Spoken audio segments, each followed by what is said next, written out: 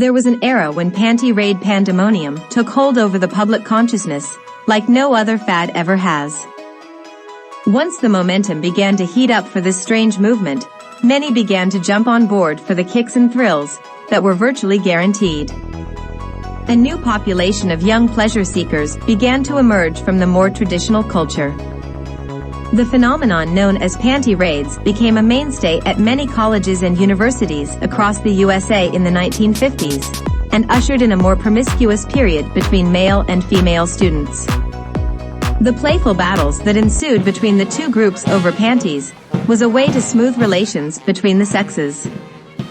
The first such incident occurred on February 25, 1949, at Augustana College, Rock Island, Illinois. Over 125 men entered the women's building late at night. Several intruders entered through heating vents located beneath the structure. Once inside, the outlaws unlocked the main door for the remaining raiders to enter, locked the house mother in her quarters, and severed the light and phone lines. Several of the young women reported having their undergarments ripped away from their bodies, while fighting off the aggressive males. As the commotion continued, some of the young fellows, behaving like beasts, entered the shower rooms to steal bras and panties. Taken by surprise, the nude females began to scream loudly at the delinquents. The panty raid movement began to spread when on March 21, 1952, at the University of Michigan, young male students raided a female dormitory, tearing away undergarments from many of the unsuspecting girls. Fights broke out between the two sides and several of the men received bloody gashes on their faces from sharp fingernails. As they retreated from the battle, many of the lads brazenly waved the stolen underwear high over their heads, while a few of the fellows chose to display their newly acquired trophies by fastening bras and panties over their clothes. Parades like this became commonplace at campuses across the nation. Penn State's first raid involved 2,000 men marching on the women's dorms on April 8, 1952, cheered on by the women, who opened doors and windows and tossed out lingerie from balconies. Such scenes of bras and panties raining down were quite surreal, to say the least. By the end of the 1952 spring term, the epidemic had spread to 52 campuses. The University of California, Berkeley, had a 3,000-man panty raid in May 1956, which resulted in substantial property damage. Many of those fellows who had broken into the female dormitories and forcibly removed panties and brassieres off the bodies of uncooperative women would later attach these undergarments to flagpoles and raise them high in the air for all to see. At the University of Wisconsin, panty raids became so common that such events turned into an annual spring ritual during the 1950s and early 1960s. It was at this institution of higher learning where many of the young women began to fully cooperate with the men of the raiding parties, and would willingly remove their lingerie and hand over these items to the outlaws.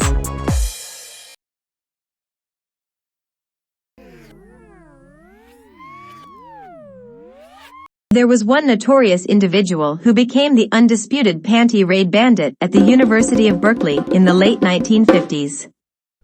He was nicknamed the Weasel because of his small stature, which turned out to be an asset when climbing into open windows on upper floors.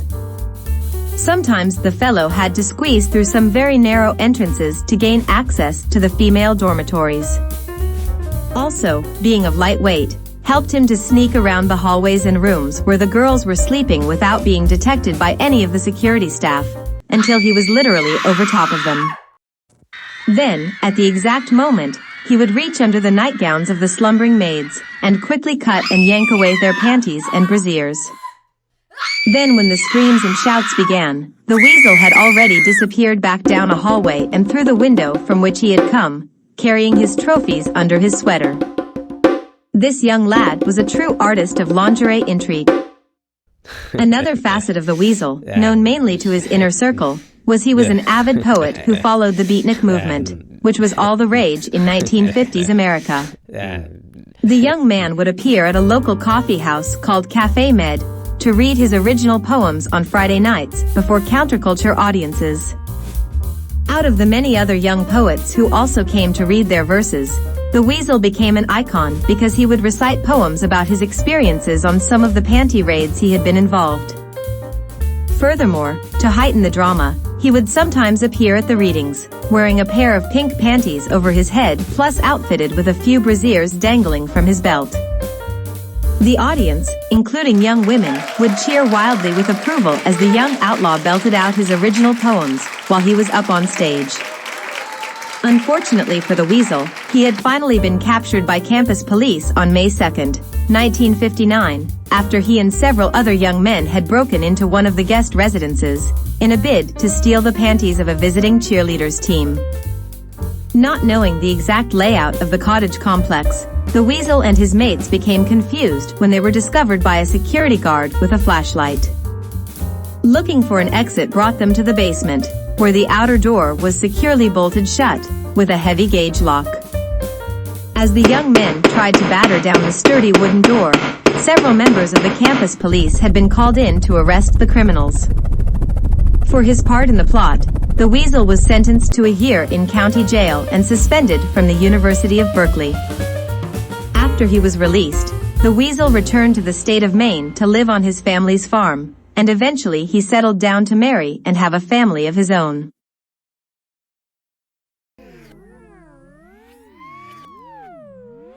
Not every organized panty raid took place on a college campus.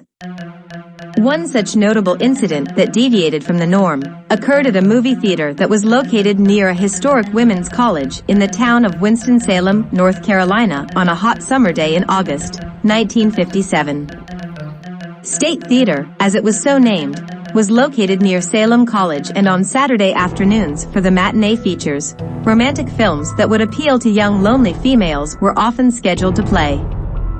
The main attraction on that day was a film starring Cary Grant, a Hollywood celebrity who many women found incredibly handsome.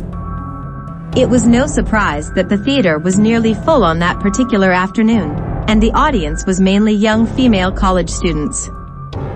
Not far away from this movie house was a large bowling alley, where many local men used to come for recreation and competitions. One particular team, composed of 7 working-class men, liked to go on beer-drinking binges after their Saturday night games.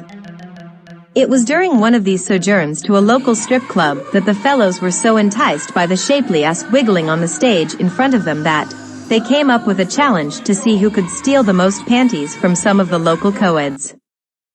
At first, this group conspired to sneak onto the Salem College campus at night to raid one of the dormitories, but soon decided against this plan because of the presence of numerous security guards working the night shift there. Before they gave up entirely on the idea, one of the guys suggested that they indulge in a panty raid at the State Theater during one of the Saturday matinees instead, where there was bound to be a lot of single women from the college. After the gang gave their approval to this plan, they set out to make their raid on the designated day. Having bought tickets for the Saturday matinee, each of the men entered the theater separately. 2 of them ended up in the back where the fire exits were located. The men had parked their 2 cars in the alleyway behind the theater. Once the plan was set in motion, the fellows sat in strategic places near the front rows, trying to remain discreet. Then at the right moment, the leader of the group rose from his seat and pulled out some industrial-grade shears, which were used to cut off the panties that were worn by girls in the front row. The other men joined in, and they methodically took turns holding down the chosen females and covering their mouths with handkerchiefs, trying to muffle their screams. Having to grab their flailing legs and then snip away at their underwear could not be described as easy. At one point, one of the young ushers rushed to the front to confront the men, but he was quickly overpowered and punched in the face. The gang got away with a total of only 5 pair of panties, and had to make a mad rush to the exits to their cars and back. It was a risky heist, to say the least. A day later, acting on a tip from one of the girls who was present at the theater that day, who recognized one of the guys as someone she saw at a church picnic, the police tracked down the crew and soon had them all under arrest. Each of the men received a 2-year sentence in prison for aggravated assault and theft for their actions.